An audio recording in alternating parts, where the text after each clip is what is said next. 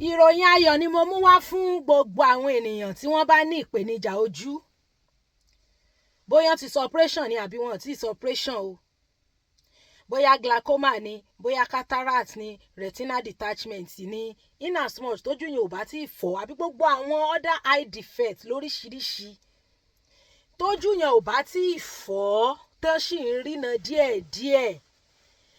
Glasses tí wọ́n lè lò láti orílẹ̀-èdè China ló ti wá.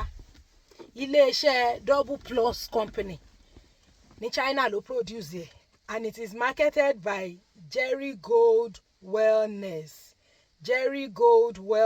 Therapy. Àwọn náà market ẹ̀. Àwọn ògo yẹn ó wá láti orílẹ̀-èdè China ni. Ilé-iṣẹ́ Jerry Gold Wellness Therapy ló market ẹ̀ nílùú Ògbómọ̀ṣọ́. Ṣó ti yé wa bẹ́ẹ̀ yẹn? Bóyá long sightedness ni, bóyá short sightedness ni, bóyá retinal detachment ni, cataract, glaucoma àti bẹ́ẹ̀ bẹ́ẹ̀ lọ. As long as wọ́n sì fi ń ríran díẹ̀díẹ̀ glasses yẹn máa ṣiṣẹ́ fún wọn.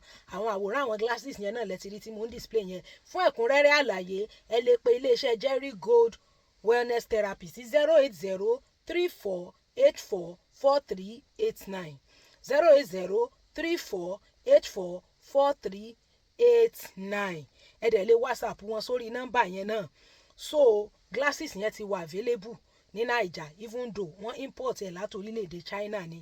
So kò sí any problem kan. Ẹ jẹ́ ká pè wọ́n tí ìbá ti ṣe complete blindness, tí ìṣe pé nìyẹn ò ríran rárá tó sì ń ríran díẹ̀díẹ̀. Glasses yẹn yóò correct ojú wọn, yóò dẹ̀ jẹ́ kí wọ́n lè máa ríran dáadáa. Ẹ ṣé gan.